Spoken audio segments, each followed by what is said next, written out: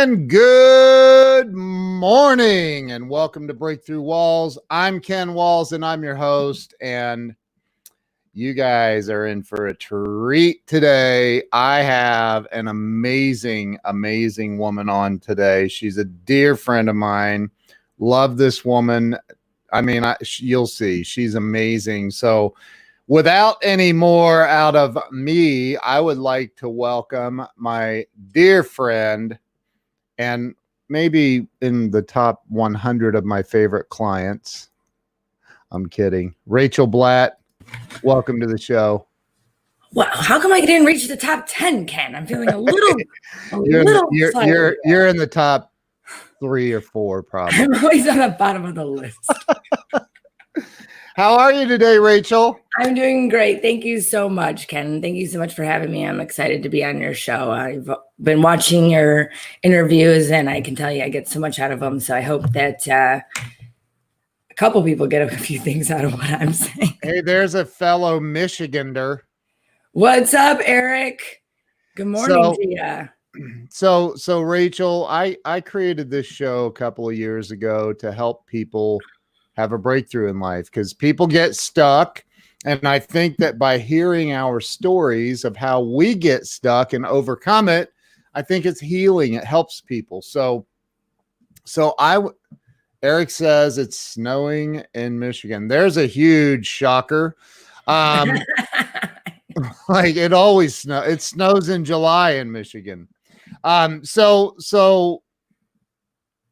let's start with where you were born and raised. So I was born and raised in the suburbs of Detroit, Michigan. Okay. And that's where I was born and raised. Wow, that sounds exciting. I know. Well, let me just tell you this. It's a nice place for like 3 months of the year. Yeah, right. It's beautiful. I mean, I had never been to Michigan until I came up there to see you, actually. Mm-hmm. Mm-hmm. And it was snowing like crazy that first time I was up there. But I was surprised at how beautiful it is. It really is. It's a beautiful state. So you were raised in the suburbs of Detroit. I mean, is that where you went to school? So if you want to just like back up a little bit, my mom is a gym teacher. Okay. Which, by the way, back in growing up, was like not really unheard of for like a lot of women, unless they were like lesbian, to be a gym teacher. Sorry. Jeez. I didn't mean that to come out that way. Well, unfiltered. All right. Oh my gosh. I know. But anyway, the point of that story is that she had a lot of glass ceilings. Okay. And so my mom struggled, and she finally got a job working for a private school. And this was like a very prestigious private school in one of the wealthiest areas of our state, Grosse Pointe. So I grew up going to a Catholic school, Grosse Pointe Academy. And my mom was a gym teacher, and she would yell at everybody because that's what gym teachers do. Okay. And a lot of people like hated my mom because, because one, she was a hard ass teacher, and went to a private school where, there's lots of wealth, very wealthy family, old money, very wealthy. And so they wanted to give me a good education. And so I went to Catholic school. Now my dad is Jewish, so my mom is not, my dad's Jewish. And so I went as the teacher's daughter, going to this very prestigious Catholic school. And I would drive down, they call it Lakeshore Drive. And Lakeshore Drive has like all these mansions, right? Yeah. And I was like very alone because nobody wanted to be my friend, because I was like their teacher's daughter, and she was not a very nice teacher, and then she would stay late to coach all the sports. So growing up, I was too young to participate in the sports.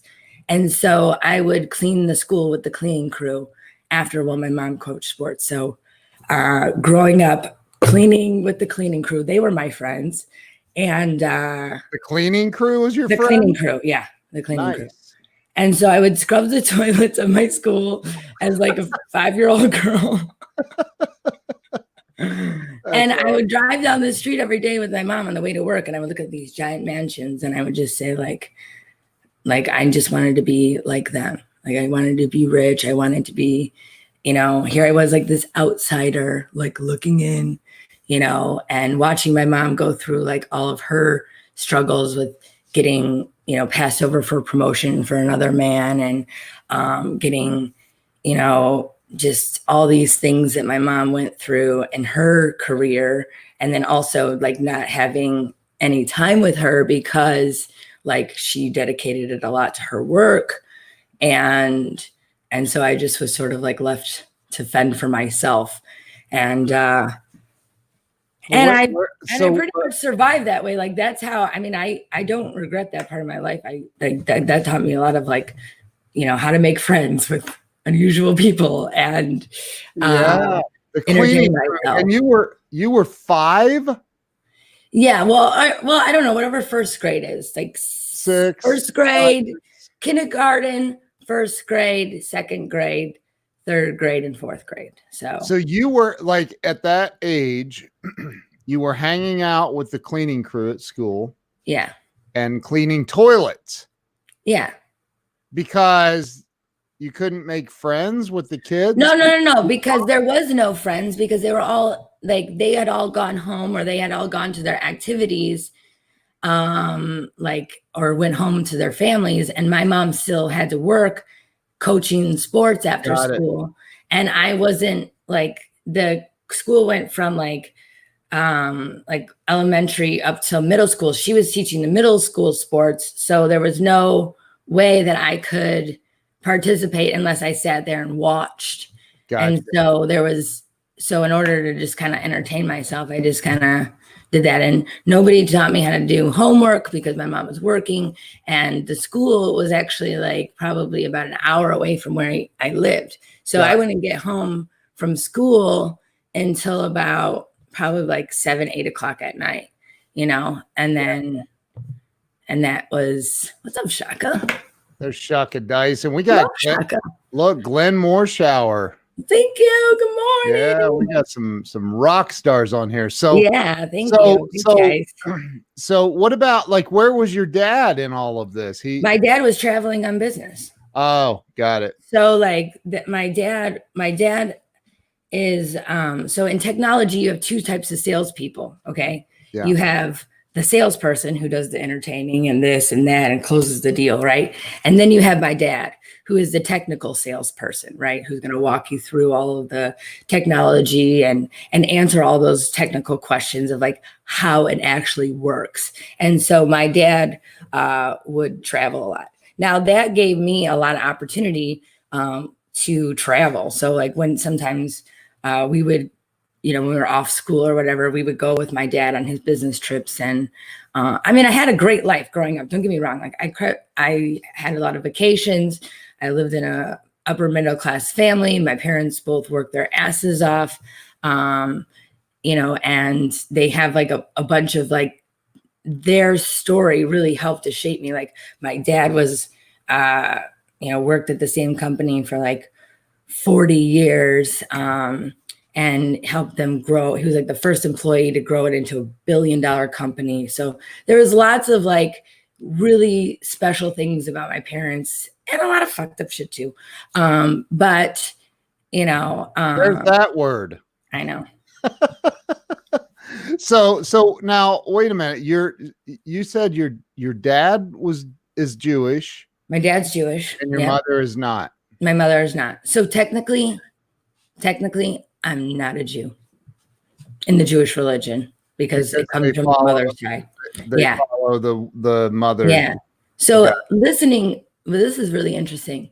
I just found out that, which I never understand the rift between my mother and my grandmother until now. My mom has ADD, so do I, but that's another whole can of worms. But she tried to convert, and she was like, she just couldn't like get it together to like study or anything like that. And I think that was like the rift between my mom and my grandma. And I never knew it until just like a couple years ago, like just recently that I understand that. So it's funny to find out things later on in life, like, oh, that's why you were fighting all this time, you know?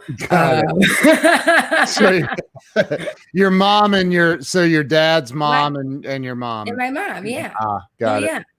Yeah, they were always like they always clashed there. Yeah. You know, and so were you raised, then you went to a Catholic we were raised both. I call it like holiday Jew. And I actually grew up, so I told you I didn't have like a lot of friends. My mom was exhausted. My dad was traveling all the time. And so I really wanted to go have like a religious experience, but my parents were like very not religious. So I grew up going to church actually with my neighbor down the street. So I would like basically like a Catholic church? What? Catholic church? Lutheran, I think. Lutheran. Wow. And so you were just all kinds of confused. Oh yeah. I have all kinds of guilt. Come from everywhere. I love it. So so you grew up in the suburbs of Detroit, but you went to high school. Did your mom follow you to high school too as a teacher? Or? No, I begged them in like middle school to like go to public school, which is probably like the worst decision I ever made in my entire life. Because then I think because like what I wanted was friends, like, and to be able to go home and have like to go to sports after school and not be there anymore, and those long drives, but I was still left alone. And now I'm in middle school, right? So now I'm alone, I'm in middle school, and I got hormones, and I just went crazy, like just trying to, make my way through the world, I guess. And so, I mean, this wasn't like, it just wasn't, it was lonely, and so, just a perfect recipe for troublemaking, I would say. What about siblings? You have brothers and sisters? Yeah, I do. I have a half sister from my mom's previous marriage, and she's wonderful. She's got 3 kids. She's great. She's also very successful woman, she's studying right now to get her, she's a nurse practitioner. So she's really smart lady, like really smart, like, and really is just really good at that. So I was never good at school after any of this. I hated school. School was like the worst for me. It was not, I was never good at it. I got D's. I didn't start doing well in school until I went to college.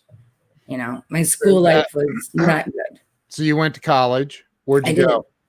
I went to fashion design school in San Francisco, and then I failed. Did you?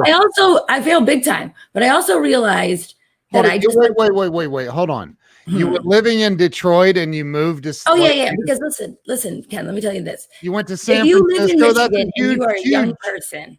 You want to escape that weather. Okay. Nobody loves the weather there. And I think it's like a rite of passage. Like everybody, like you leave the state. You're like, screw this place. I'm never living here. I'm out. And I think it's like a young person's rite of passage to like move. Right. Yeah. And so like I moved as far away as I possibly could to San Francisco. I moved by yourself. By myself. Wow. By myself. Well, I had a boyfriend, but we broke up before we left. But at what age? How old were you? 19. You left and went to San Francisco at 19 years old. Yeah. 19. Yeah. Oy vey. Oy. Am I allowed to say that? Well, I mean, that it shaped me, that's for sure. Jeez. And so you went to a fashion design college? Yeah, Academy Art College in San Francisco, and it's very prestigious and very expensive. How long did you go? I think I was there for like 2 years, 2.5 years. My gosh. And, like it was very difficult. Like I didn't know anybody. My roommates in college is like at an international college. So my roommates didn't speak English. Okay. Wow. Like one was from Thailand, the other one was from Japan. And I didn't know anything about life, like I didn't know how to pay bills. I didn't know how to feed myself. I just didn't have that kind of like fortitude, so really it was like I made friends with the kitchen manager so I could eat, like everybody had a meal plan. I was just like making friends, like, hey. Did you live in like a dorm or? Yeah, I lived in like a dorm. Yeah. Okay. Yeah. So they had like a cafeteria and I was like buddies with the kitchen manager so I could eat. And, and I did a lot of art and a lot of drugs and a lot of art and a lot of drugs. And, that's what you do in art school. What does this look like on this? Beautiful art, by the way. Wow. Unbelievable. So you failed out of art school failed. or fashion design. Failed, and I went too far with the drugs. I failed out. I had an epiphany, which is very hard. This was a big dream of mine. I was going to be like this mega fashion designer, right? Because that's the way I think. I think big. I've always have for the rest of my life. My family it's just the way I am, and so they, so it's gonna be this big fashion designer. And sometimes I still cry about that dream never coming true. Like, but I realized that I'd like to buy fashion. I just want to buy it. Okay. Right. I can't sew. I went to fashion design school and I can't sew. Still can't sew. I have a sewing machine. It's bad, huh? It's bad. Can you sew a button on? Yes. Well, good. I can sew button. I made my dog a little outfit. Really? Yes. That was one of my failed businesses, by the way. I love it. So you were in San Francisco and you failed out. What happened next? Where did you go from there? Home. So my mom and dad. Yep. Okay. So they packed up my car. They packed me up. They packed up my apartment. They're like, "You're coming home." Your mom and dad? Yeah. And they didn't come until I was like, they didn't come out until I was like flat on my ass. Like, you know what I mean? And so, but how did they find out you were flat on your rear end? Oh yeah. My friends were even worried about me. They're like, she's not okay. And that's when my mom was like, well, we need to do something. And so, but listen to this. So I had driven my car out there at one point. And so while they're packing up my apartment, my dad actually called to have like my car like shipped home. Right. So like, that was like my first, like coming to see this big giant semi truck and loading up my little Plymouth Duster V8 little too cute thing with like my whole apartment packed in it, And so, and it was like devastating for me, because, here you are, you're just like, you have this dream, right? And then it doesn't come true. Dream of doing drugs and going to fashion school. Well, no, my dream was become a fashion designer, but like coping with being alone and with, trying to make friends that way. And that's what was, and I'm one of those people, like when I do something, I do it like balls to the wall. Like I go all out. Like, right. Like I just go all out on everything. So, like that's what I do. Like I said, I do something and I try to do it all the way. And sometimes it just doesn't work out. And that time it didn't really work out. So went home. My mom and dad were like, well, we just spent like $30,000 for 2 years of school. You're going to go to community college and you're going to pay for it. Cause we're done with that. And, wow. And I was like, what? Community college. I know I'm so bougie sometimes, but So did you go?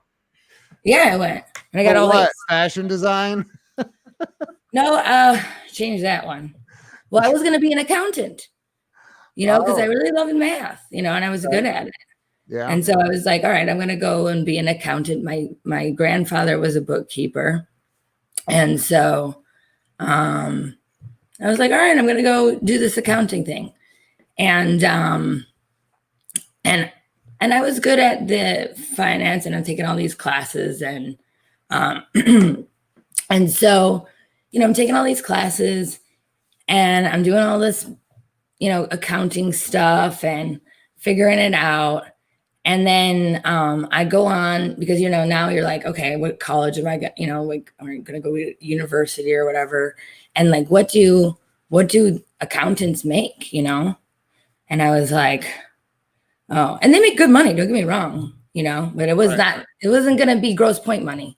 You know what I mean? Not my dream of what I was going to do if I was going to live in this big giant house on Lakeshore Drive, I was not going to get there being an accountant. So, and I couldn't see myself crunching numbers. I'm like a very outgoing person. So I just couldn't see myself in that role. And I also got bored with school too, because I never really liked it. And so I just got after community college, I got my degree in management from Wayne State University and worked in went to school. Yeah. So you got a degree. Yeah. Nice. Thanks. Wow. I like it. Actually, I have 2 more classes before I get the piece of paper, but I'm not taking it now. But I consider myself educated. What's up, Scott? Scott's awesome. I love that dude. Love that dude. So you got a degree. Where did you go from there? Because eventually I know you got into the car business. Yeah. So where did you go? I was telling you about my father, and he worked at this company, right? So let me just digress a little bit. So while I was going to college, I just wanted, like, I was waitressing, right? So it's a very good job, and but I was never like able to make the kind of money that I wanted to make. But so I was like, I need a real 9-to-5, right? And so I went and I like just applied online, and I got like the only job that you can get at the time, which was working for some crazy marketing company called Sidcore, whatever. One of those like marketing things, like you'll get your own office. And so, but it was like my first experience with like a sales office, right? And so they're like, all right, here's this giant book of office supplies, and you're going to go to this territory, and you're going to knock on doors and sell office supplies. And so that was like my first experience with sales. And so what I learned there was that I learned the job of sales, right? So then I started getting interested in that. And I said, like, what I knew about sales very early on was that you can create your own income, right, in sales. Like there's no cap per se, which I think there is, but there is no cap. You get out what you put into it, right? And I worked my butt off, and I made nothing. I mean, absolutely no money. And I was like, oh, what am I? I'm like, I had to quit. I couldn't survive like that. I was working 2 jobs and going to school. Wow. And so I was like, all right, I love sales. I think this is the path that I want, but this is not going to work for me. And I'm, so, and then because I had that little bit of experience, okay, my dad was able to get me into business development at CompuWare, which is this company that he had very first started with. Yeah. And so I was in business development for like almost like 7 years. And then like I had a really hard time going from like is that sales? Yeah. Oh, yeah. Oh, yeah. But it's not like the closing, right? Yeah. It's not the closing. And these are not like small deals either. So like these are multi-million-dollar deals. They're very big. And so what I would do all day is like, I was responsible for setting appointments for people. I was responsible for like getting that initial attention and bringing people in the door. By the way, that's a skill that is proved 10 times valuable in my career. Yeah. And I've mastered that part of the sale. I think it's the most important part of the sale, to be honest with you.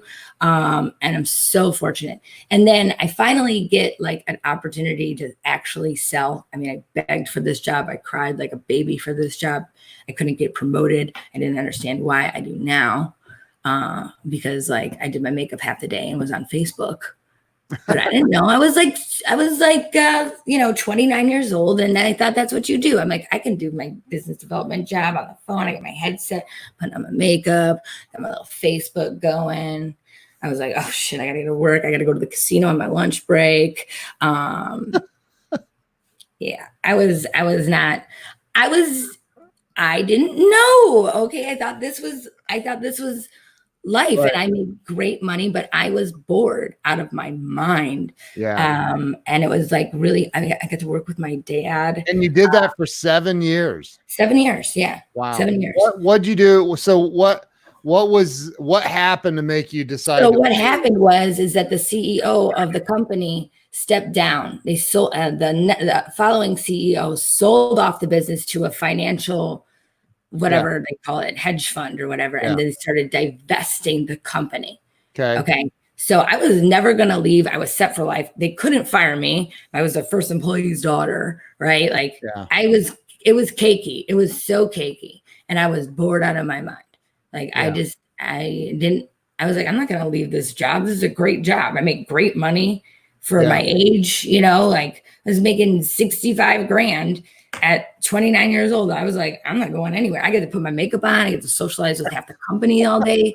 Like this was like, I was never going to go anywhere. I got to do yoga on my lunch break. I mean, this was like cake. It was wonderful. It was the best job I ever had.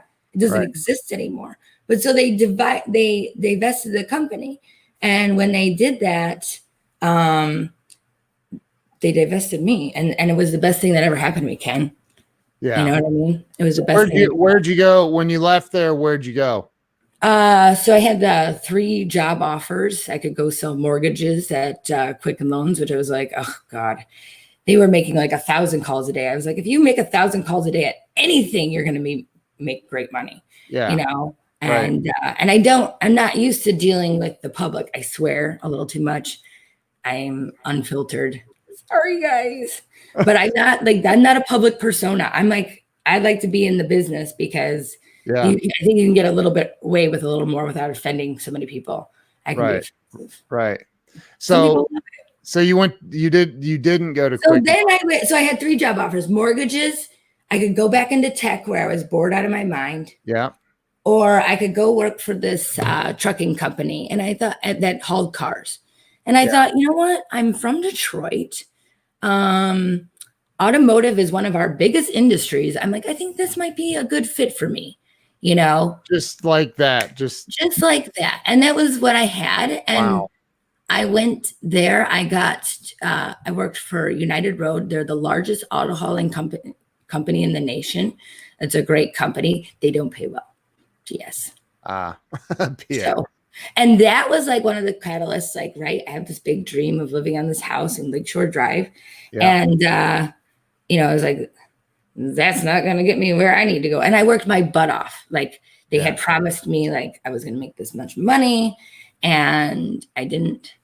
And I cried. But I made some great friends, Ken. I made the best friends. I still have some people from my very first company that I still that have changed my life, that have absolutely I found my people. So I found my people, I found my customer base.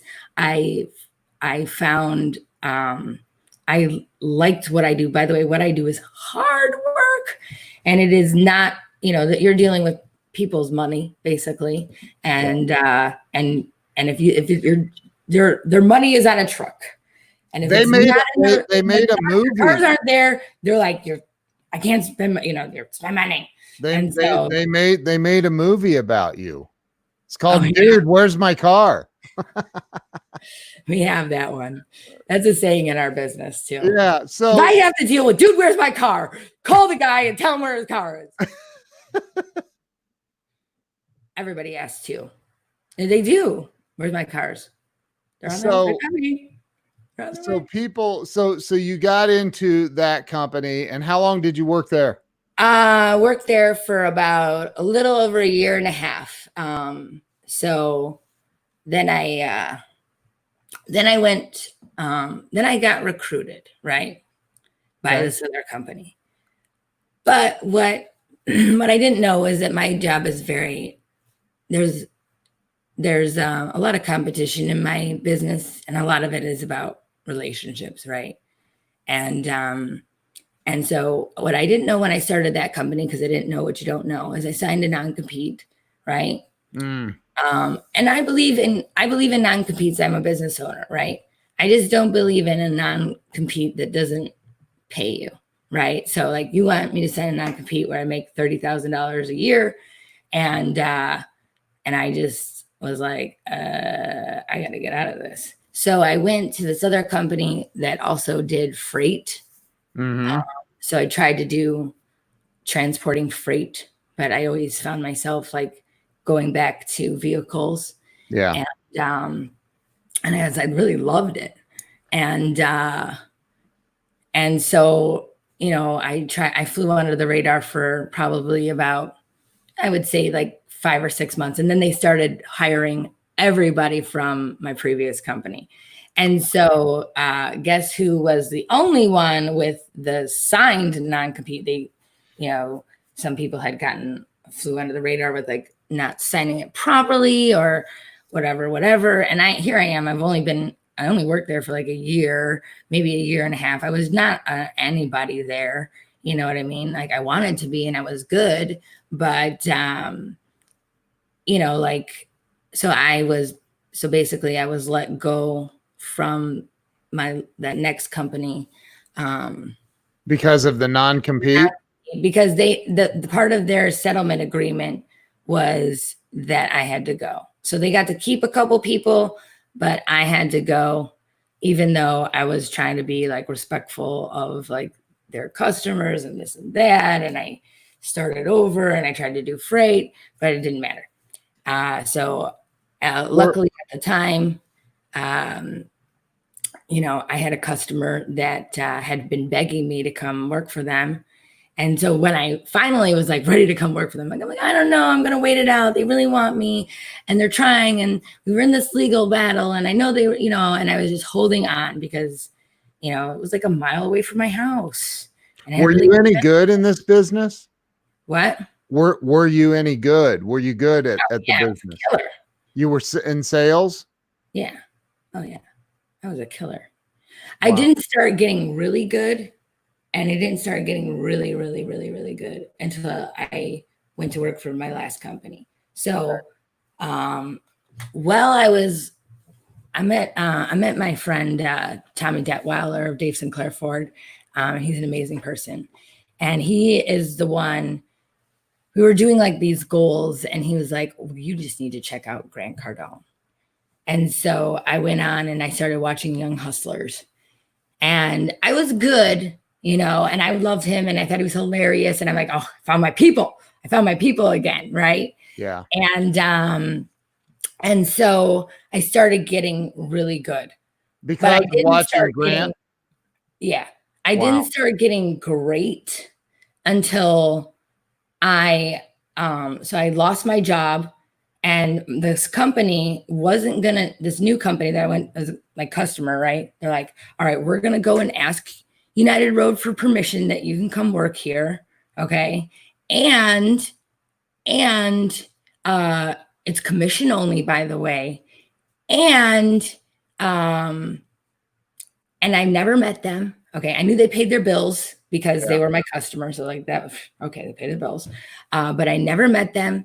My commission plan was on a scratch sheet of paper. Okay. But I plugged it into my numbers. I plugged this commission plan into my numbers, and it was like $3,000 higher than what I was making. So I was like, okay. Right. Yeah. And so I came home and I like created my own like little home office and like transformed my thing. And I'm like, I'm like the breadwinner in my family. My husband's a teacher. There's not like, I'm always the one that, I handle the money, and I support our family for the most part. He's got other beautiful blessings that he provides for my family. He's a great father, and he does a lot of coaching, and he gives a lot to our community and our schools. So that's wonderful. So, but I am the money. So I came home and I was like, all right, I've never worked on commission only before. This is like scary, right? Yeah. And so I'm like, I'm getting all like I'm getting ready, right? I have this like, I'm getting the office ready. I'm like watching the Grant Cardone. I'm learning about this company that I'm about to work for and sell for.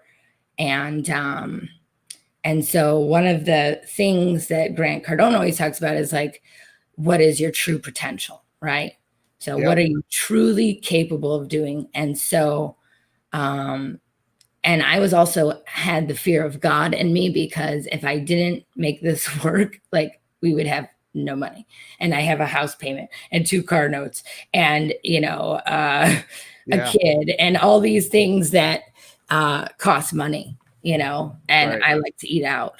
And I like nice things, but anyway, I digress. But the point of that saying is that I wanted to see what I was capable of. I had the do or die. And so then I just got going. So they gave me like they had a CRM. What they did was they wholesaled cars to other dealerships. Yeah. And so they had this, and they had just started their transport company. So they had all these customers that they already did business with, right? In one form or another. And they wanted to just really enhance that experience for their customers by offering them another service. And I was sort of part of making that, introducing to that, running that for them. And so then I just got on the phone. I would walk upstairs to my little home office.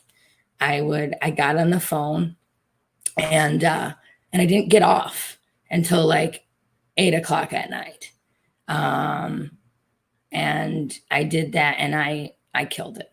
I mean, I busted my own records multiple times. Wow. I broke 3 accounting systems there. So I did a lot of business. So and how long did you do that? How long were you at that company? So I was there for 3 years. And so after about a year of me kicking butt as a salesperson, like, and they decided that they wanted to kind of expand that part of their company. And so they gave me a promotion to start my own company within their company, which was like it was the most beautiful thing anyone has. I'm still grateful. And what was the company within their company? So basically, they let me start my own offer, right? Yeah. So go start an office in Michigan and hire a bunch of people and teach them what you know, right? And go do big business. And that was all they told me. That's all they said. So I did the best I could. But I also had, other people around me that did not think that I should have had that position, that threatened their position, that there was a lot of, here I am, this, short little Jewish blonde chick from Detroit, and who does she think she is? And and she doesn't know what she's talking about. And except when I would ever share my ideas, they would like come back around as if they weren't my own. You know what I mean? Yeah. And so I kind of knew that was like happening. So like I, in order to get this promotion, like I was undeniable. Like they wanted to fire me because I'm kind of a spitfire and I don't take a lot of crap from people. Or if I don't, I'm not a yes girl in any way. Right. I'm not a yes. You're definitely not. I'm not a yes girl. I mean, I am in some ways, but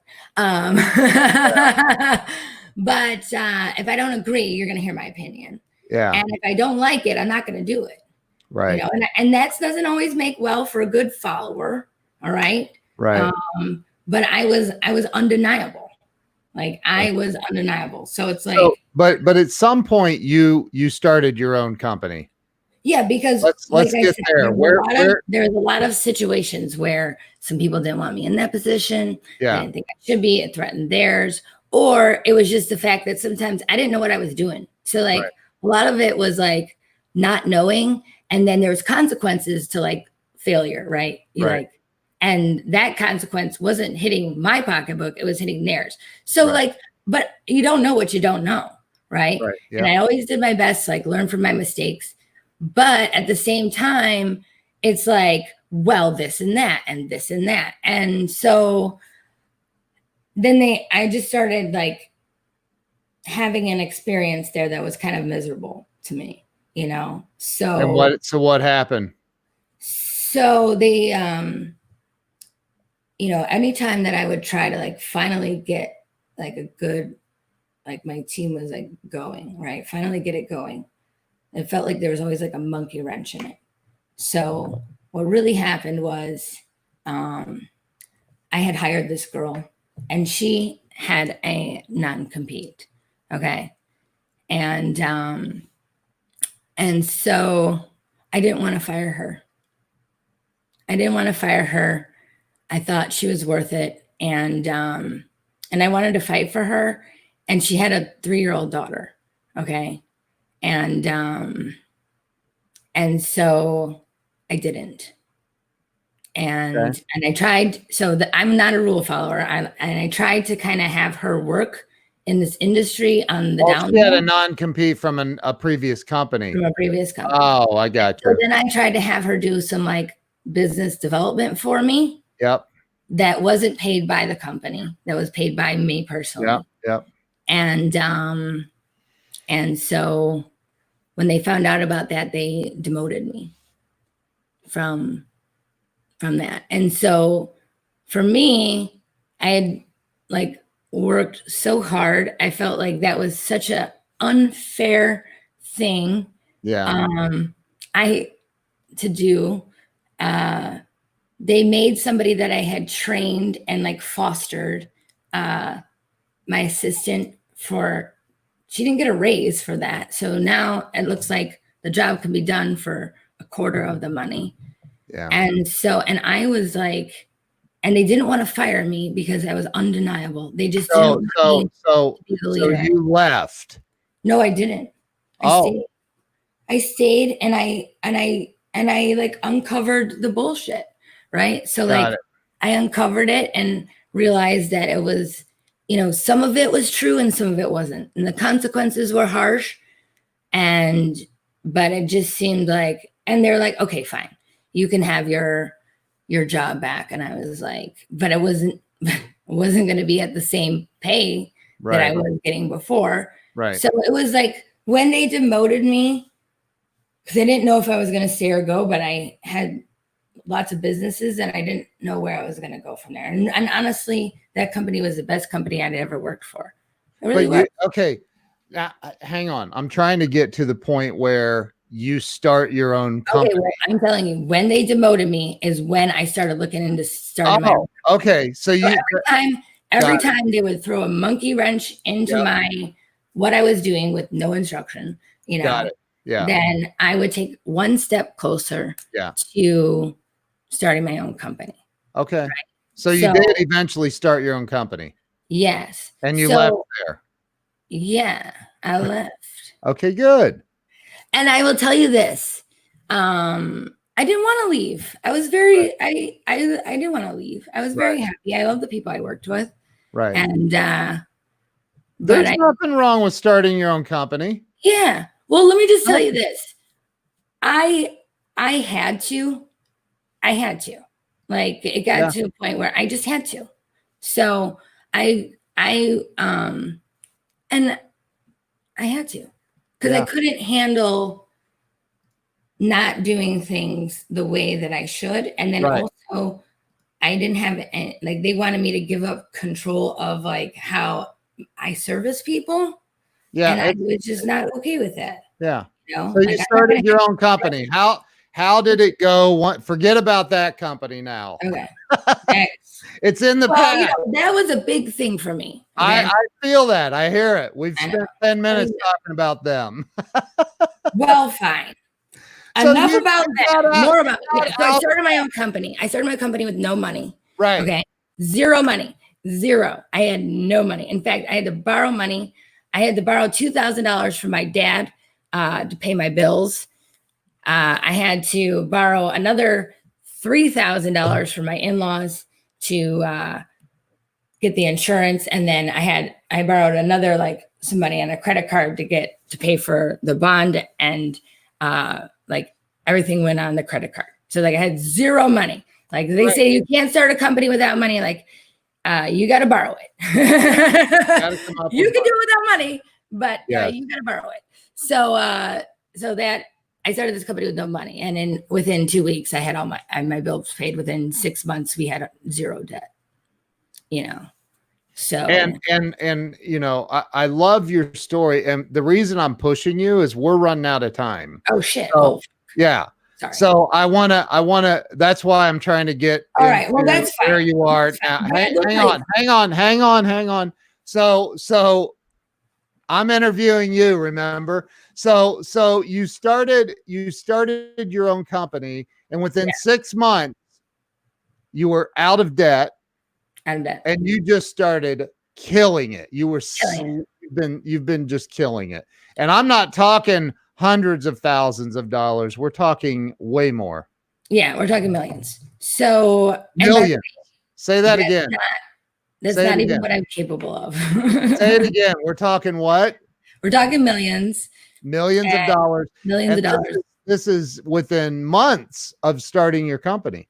I think we hit the million mark at, well, I don't know, what's October, from April to November.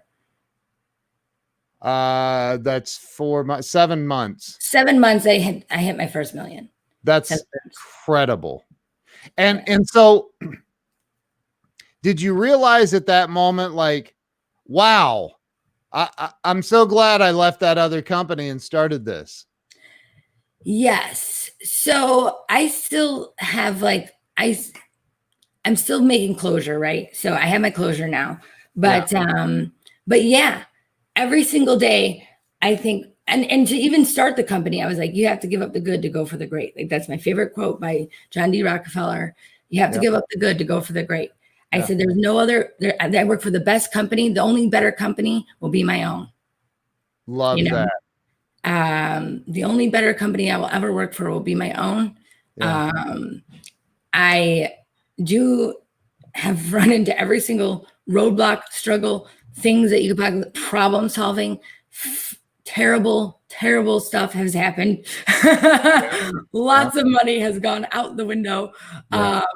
But there has been, but I don't regret it for every single day of my life. So what really keeps me going is like, then I know that this is God's will, right? Because that was a great company, right? It was a great company. And so I don't believe, that God always opens the next door. It's always a little better, right? Yeah. And so, and so for everybody watching that doesn't really understand what you do, like what the business does. Sure. Why don't you kind of just briefly cover that? What does, so what's the name of your company? My company, right? My company is Royalty Logistics. Is this your website right there? Oh, thank you. We are out of we're in Michigan, and we help dealerships, companies, businesses, occasional friends and family ship their cars across wherever country they need to go, across the country, US and Canada. And so if you ever see those double-decker trucks, that's probably cars that either my the trucks carrying cars, right? Trucks carrying cars. So that's what I do. I set all that up and coordinate it. So you do this for like car dealerships? I do mostly for car dealerships, businesses, some financial institutions, occasionally friends and family. So if you need a car shipped, like I will do it for you as a friend or as my family. But for the most part, our company mostly deals with businesses. So and so honestly, before meeting you, although I've probably passed 100,000 of those trucks on the road, I didn't even realize that it was a business. I just assumed that like dealerships or the auto manufacturers, they're all putting them on trucks and moving them to, but I didn't, I just thought they probably owned, but that's not the case. Like, there's thousands of trucks out there. There's thousands. But I didn't know it either. I was always in technology, so I didn't realize like how big it is. But like, I didn't even realize how big some of these auctions are, right? Like the auctions are like the size of airports. And if you can imagine all those cars around, it's like really opened up my eyes to saying that this world is bigger than I think it is, right? Yeah. Like even if you go to like a car dealership and you imagine like all those cars on their lot, right? Yeah. Yep. Yeah. And like all those vehicles had to get there somehow. And so that's what I do. So I make sure that happens. And it's fun. That's so really cool. And so you have clients literally all over the US and Canada? Yeah, in Canada. What about Mexico? No, I don't know why. Well, one, I don't know enough about it. I would say no, not now. I don't know enough about it.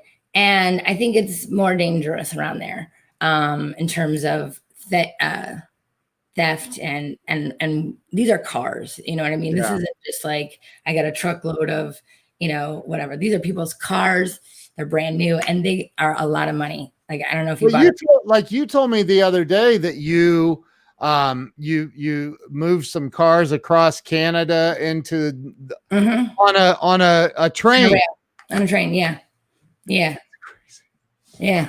That's pretty cool. Yeah. It's cool. It's cool. That's really we move on boats too. I used to move them to like a lot of armored vehicles over to Afghanistan and stuff for the government too. There's a lot of things that I've had the experience doing. It's fun. It's like, we need this done, and then I get to figure out how to make it happen. So that's exciting. That is so crazy. That's exciting. Yeah. So and how? So in total, you've been in the business how long? 8 years. So 8 years in the business, and you had your company Royalty Ships for 2. Or Royalty Logistics, right? Royalty Logistics for 2 years. Yeah, Royalty Ships is like our email. Royalty Logistics was taken. We're friends with the other Royalty Logistics, though. They do import export. They what? The other Royalty Logistics does import export. So we're friends with them. They love us. It's awesome.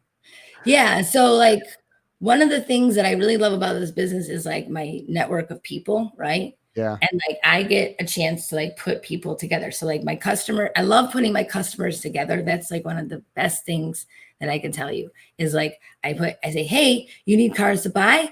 Hey, you need cars to sell? Hey, meet these 2 people. I think you guys can do it. And then they're like, oh, thank you, Rachel, because now they're both making money and both happy. And so then I get to handle the transport for that. And that's one of my secrets to my success. And it just makes me feel good and everybody's winning. And I love to do that. Like I love to hook up people who are buying and selling and be a part of that. I think that's essential. It's one of my philosophies in life. It's called broker your life, Yeah.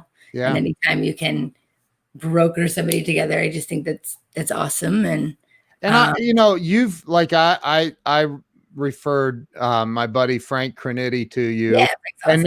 And I'm talking to Frank the other day. He goes, hey, I got another car. I need your girl to can you send me her number again? I'm like, dude, save her number in your phone. But like he's now like you're the first person that he thinks of now when he needs a car shipped, right? Yeah. And that's a lot of people though. There's a lot of people that think I need a car shipped. I need to call Rachel.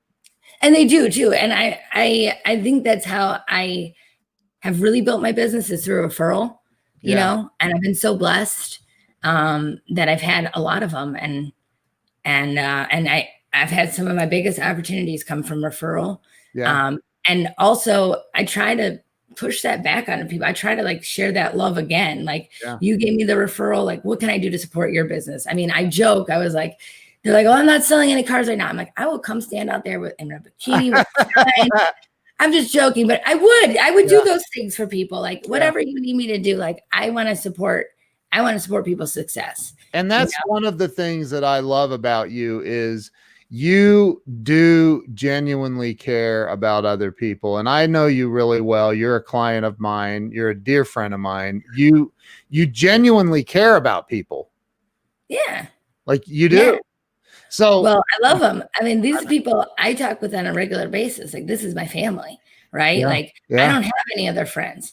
Like this is so I don't have time for friends. I'm busy with all, so my clients become my family. And so how has this whole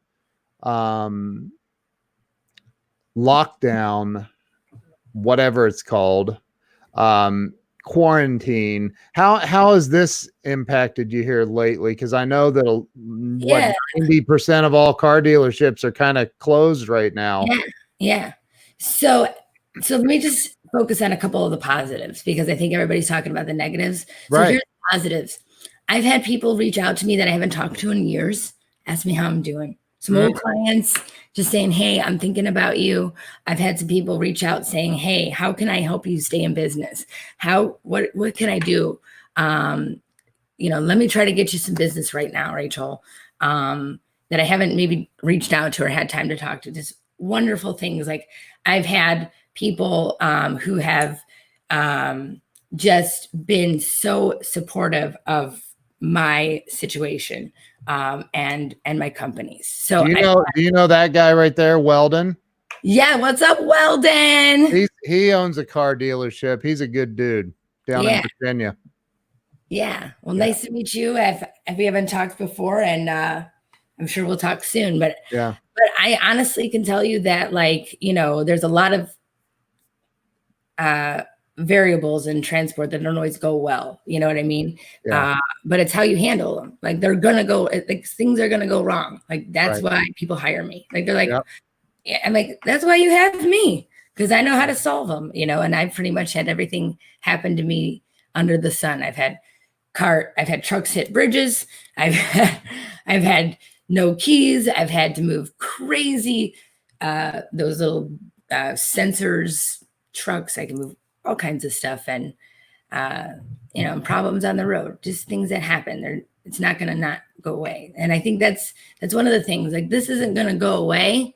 It's how you solve them. It's how do we manage through all this stuff, right? Like this, at the end of the day, I'm all about problem solving. Like to pretend that problems don't exist, or that they're not going to happen to us. Like that's wrong. What's going to happen is that we're going to have to figure out a way to get through it, and it's not always tough. And, and sometimes to be honest with you, I'm grounded in God, and so like every single day I thank God for what I have. And I know if this is God's will for me, if I'm supposed to do this, which I totally believe it is, then I just got to show up sometimes, whether I like it or not, whether I feel scared or not. Like I just got to show up and get down to work. Like I got to do it. I got to show up. I got to work. I got people that rely on me. I got tons of other companies that rely on me. And so I help with that. So I just, I try to do my best every single day. And I, since I started working with you 6 months ago, maybe or so, a little over. I've seen you grow and come so far, and it's been absolutely a blessing to watch. Like you've really, like we were talking the other day, and you're doing ding ding. You're like, this is what I'm doing, ding ding ding ding ding ding, and I'm like, wow, that is awesome. What you're doing, like you're really taking this time to hone your skills, to really get prepared for when the everybody takes their foot off the brake. and I think you're positioning yourself to just explode. Right. Well, one of the things is skill up, right? Skill up. Yeah. And I always tell my team, like, listen, I'm like, every single day, I'm like, what? Because they're like, oh, I could never be like you, Rachel. I'm like, the only difference between you and me is that I educated myself and I sharpen my saw every single day. I sharpen it. I don't pretend that I know everything. I try to learn every single day. But I do have a long list and I try to execute on that thing every single day, you know, because I want to live on that big house on Lakeshore Drive one day. One day. I'd say you're on your way. Well, you know, like, here's the thing, like, life happens to everybody, you know, and I think that's why it's so important to stay positive, you know, and have fun and laugh and be insecure and say the wrong thing sometimes and just be yourself. And I think that's the best thing that I can be, is be myself. And I think that's why I love the business that I am in, because I don't have to be this corporate person, very professional. I don't have to be, I can swear and people love it. You said I can be unfiltered. And then, you know, I'm like, sorry if I offended you. Not really, but sorry. You said not really. Oh my God. It was perfect all the way up until there. But you know, like, I'm finally able to be myself. And when you can be yourself, and then you can really accomplish anything, because you know, you're not pretending to be somebody you're not. So, and I'm no perfect angel, by the way, but I also, you know, like, I'm a human being. Yeah. You know? Well, and to go and look, when I found out, when you told me, you know, like, and obviously I won't disclose the exact number, but when you told me, you know, in 18 months, we're in the millions of dollars in revenue as a brand new company. And, you know, like, I'm like, holy crap. And then I've been in your office and watched the entire operation, and how you constantly are on the phone, and you're fielding calls from people going, dude, where's my car? And or cars, and you know, and you've got trucks moving all over the US, and you got trains and planes and automobiles, and it's just insane. And you manage it, believe it or not. I think you manage it incredibly well. Like, you've got so many moving parts. And to see somebody, like, 8 years isn't really that long to be in any business. I mean, it's longer than some, but it's definitely not like, I've been doing this 20 years, you know, but like, you really manage it well. And I just love what you're doing, Rachel. And not just about the business part. You have an incredibly good heart. You're a great person. You really are. I just adore you. I think the world of you. Well, Ken, I just want to say thank you for helping me become a better leader. At the end of the day, like, you know, I can master a lot of things, but I got to know, like, where I'm at, right? Like, and I'm at the beginning, right? Yeah. I've never been a CEO before. So this is me at a CEO in 2 years. And I hope in 8 years from now, we can talk about how I'm a CEO in 10 years, what it looks like in 10 years. I think it's going to be a lot different. Yeah. Every day you got to learn something new. And I just appreciate you. Sometimes you need a helping hand to, like, pick you up when you're down, you know, and remind you that, of your dreams and your goals, because sometimes it sucks. You want to give up. Like, what I do is not, people are like, oh, she can do it. Like, you know, no, it's hard, you know, and scary. And it comes with this whole new set of challenges. You're putting everything on the line. Everything on the line. Everything. Literally everything. Everything. Yeah. And not only am I putting it all on the line, but like my family, you know, like my whole family, it puts it all on the line for me. Yeah. Like, they're very supportive. Like, they let me, like, they know that this is what I got to do, and I'm lucky to have that. I'm lucky to have that support, and I got a great crew. My crew is amazing. So thanks, boss. We'll do well then. Thank you. My crew is amazing, and I can't tell you how important it is just to surround yourself with positive people. Yeah. I mean, we can all go down that negative thing, and it's fun sometimes. Don't get me wrong. I think there's who doesn't want to talk shit sometimes or complain? I do, but it's important to only I was like, all right, 20 minutes of that, and then let's get back to work. Right, right. But and by the way, if Rachel ever gets your cell phone number, which she has mine, there's a really good chance you could receive a text message that says, "Hey." Oh, yeah. Seconds later, your phone rings. She literally, when she calls me, she first is, "Hey," on a text message, then instantly my phone rings. And I'm like, oh my God, you got to give me a second to like. You're not alone. I do that with everybody. I know. You're amazing. I love you. I'm so grateful for you. I'm grateful that you I'm really grateful that we had you on the show.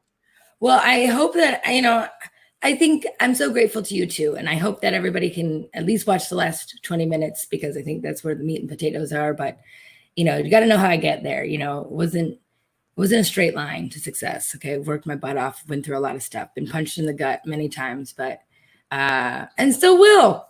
This was a punch. This coronavirus is a punch in the gut.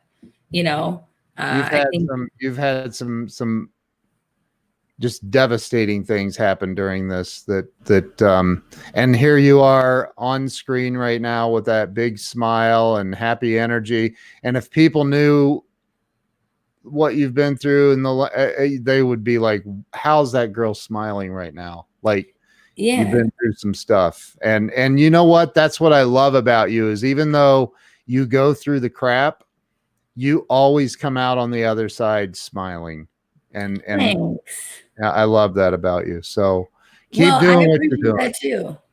And listen, and thanks to you, I got my own little Car Biz Leaders Live. So where I interview people in the car business and we talk about leadership and success. And really that's for me to kind of learn more about leadership from other people who I'm selfish. Okay. I know. Because I get more out of it, I think, than they do. And so I hope that you got something out of this today and that you join me later on today. So I'll be on today too. So thank you. Love it. Hey, Rachel, don't hang up on me. Thank you. Thank you. I appreciate you. I love you. Thank you for being on here. And thank you to everybody who's been on here and watched this. If you're watching the replay, please share this out. Really appreciate y'all. And we'll talk to you later. Bye, Rachel. Thank you.